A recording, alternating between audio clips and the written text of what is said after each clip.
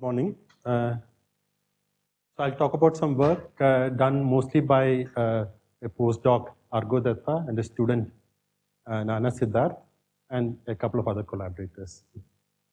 So I'll start with defining the model I'll study, and then I'll give some motivation why we study this model.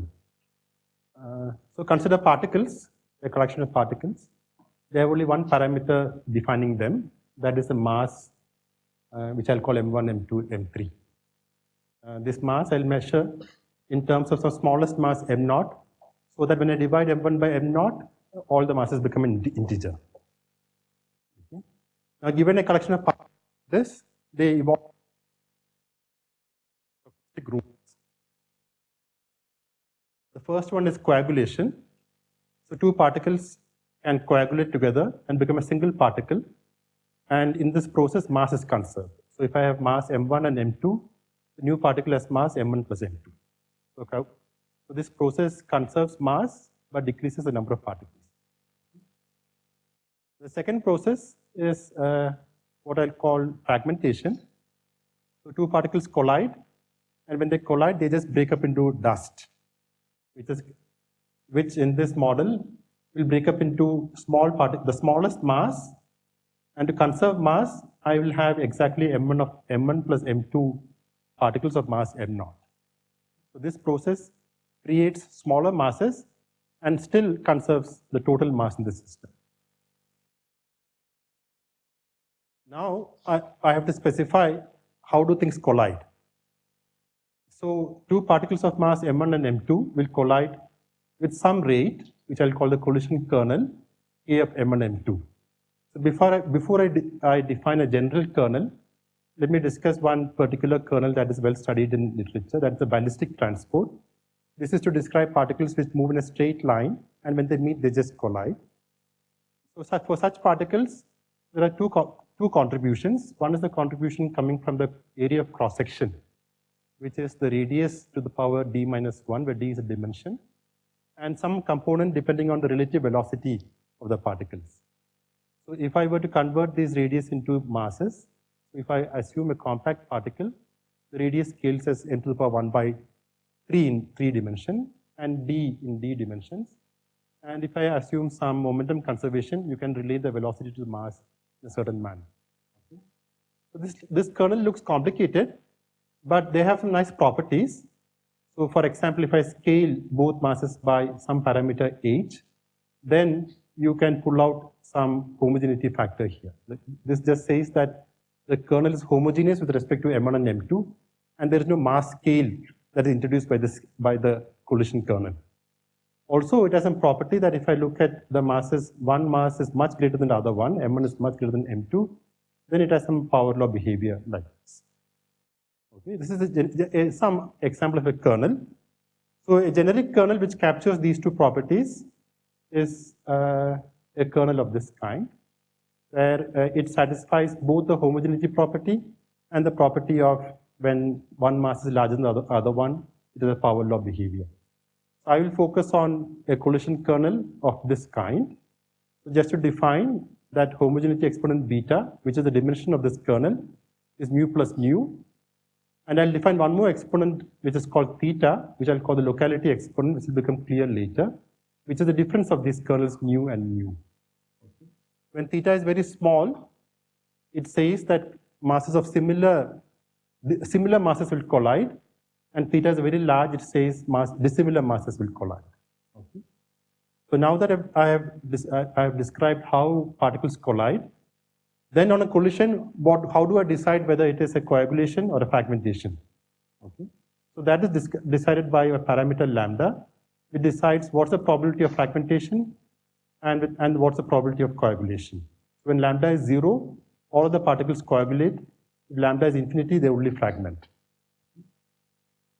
So the question I'd like to ask is, given this model, what is the steady state mass distribution? And how does it depend on these three parameters, beta, theta, and lambda? So that's the question.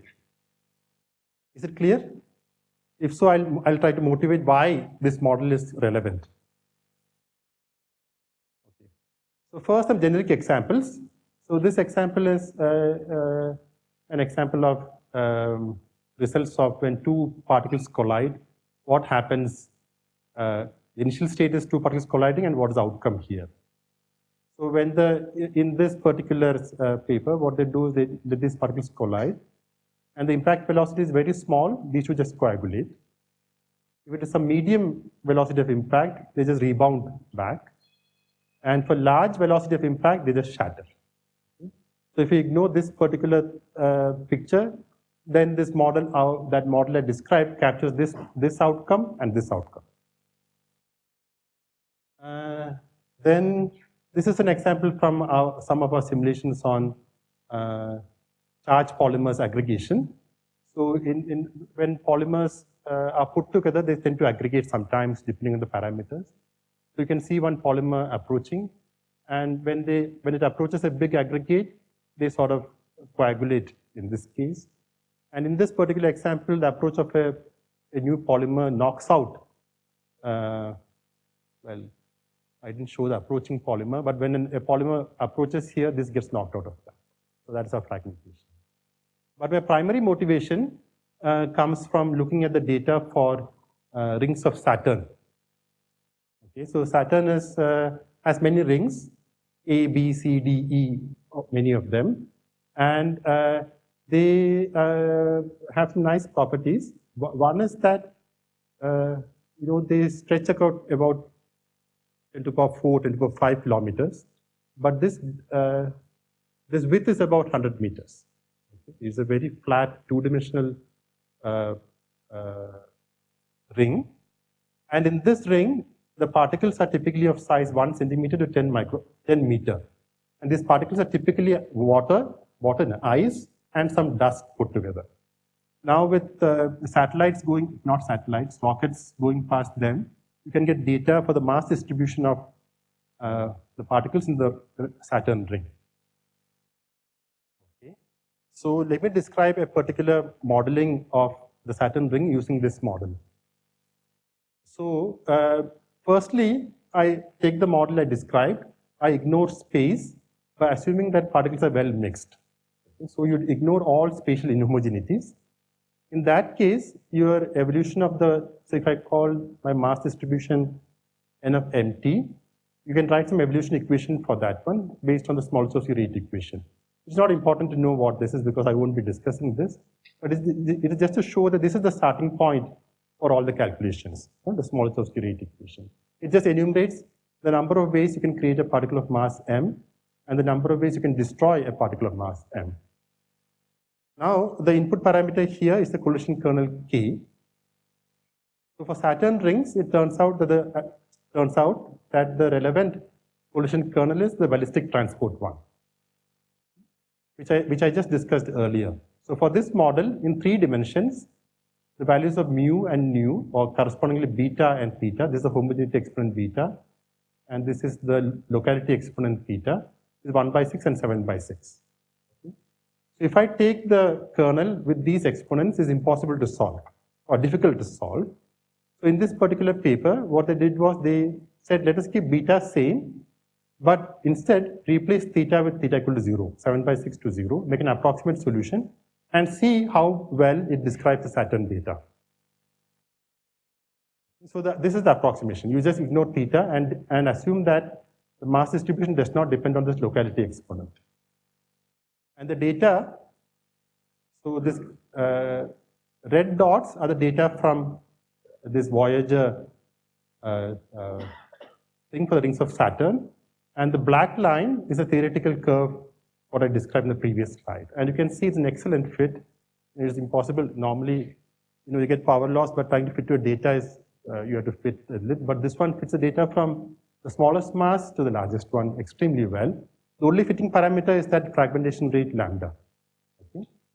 This also shows that when the ring was formed historically many millions of years ago, the distribution has nothing to do with that. It is some evolutionary, currently some process, non-equilibrium process that's driving this thing. Okay. So I'd like to ask whether this model seems relevant. What is the role of theta is what I'd like to ask. Okay. So we took this model and tried to analyze for arbitrary beta theta, what is the mass distribution. So let me explain how we characterize the mass distribution. So this is how a typical mass distribution looks like on a log-log scale. So it has a power law behavior for small masses, and there is some crossover scale m, after which it is exponential. So there is a cutoff m fixed by the fragmentation rate lambda.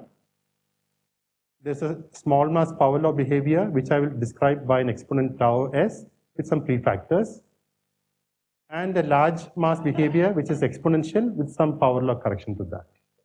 And my interest is to look at, in this talk, only to focus on this tau s. So we determine all these exponents, but I'll focus only on this exponent tau s, which was the match with the data.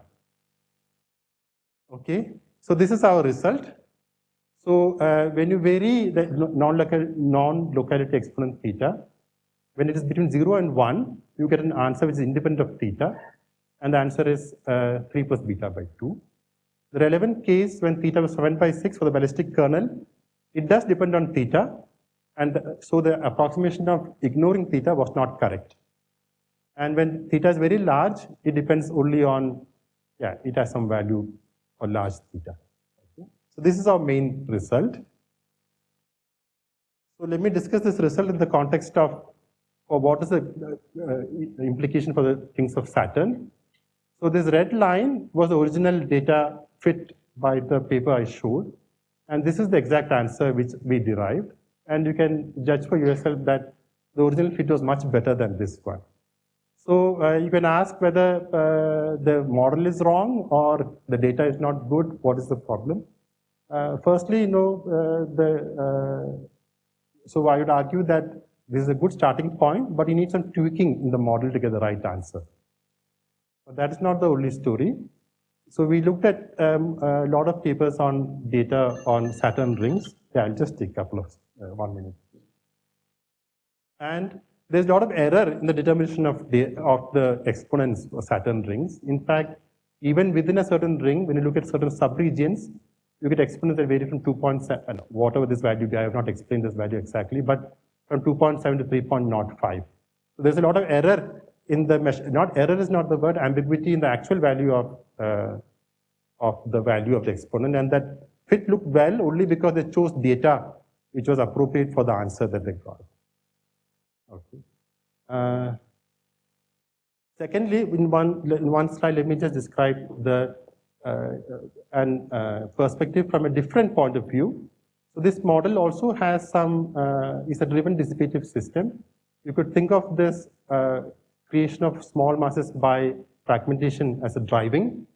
The fragmentation typically takes place as large masses as a dissipation, and there is a sort of inertial range in between where the conserved quantity, which is mass in this case, gets cascaded from small to large.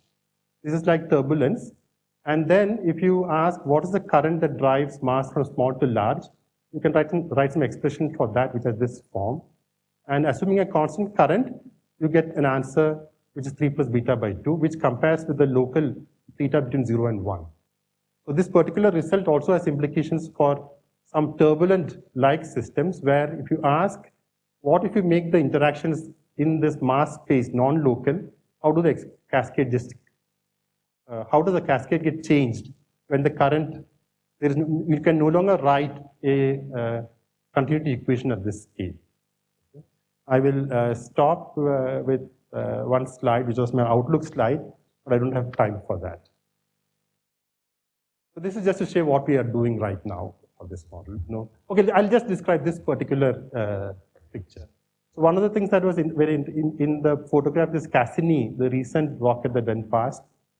This is the density as a function of distance from the Saturn center, and you can see nice density patterns, oscillations. Now, this is attributed to gravitational pull from nearby moons. But we had some paper some time ago that when interactions become non-local, you can create oscillations in these density masses locally, and when you couple them together, there is possibility that you can have density waves. So this is one particular question that is quite interesting, and we are trying to answer. Okay. Questions? This previous work is in 3 dimensions, right? the brilliant curve work? That's theta equals 0 in 3 dimensions. Yeah. Because yours is comparing arbitrary theta but mean field. No. No? Their result was exactly what I described. They take the same equation, but take the kernel to be simple. Because you showed that blue sort of the table, right? No, they take the kernel by putting d equal to 3, but then they make the kernel simple by saying, let us ignore theta. So you have a product kernel which is easy to solve, very easy to solve. So they reduce the ballistic. Okay, let me just. I didn't describe that very well. So just one second.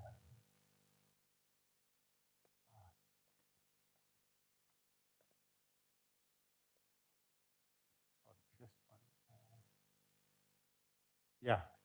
So they replace this whole complicated kernel by m1, m2 to the power 1 by 12. No, the dimension comes in through the kernel. Is mean field completely.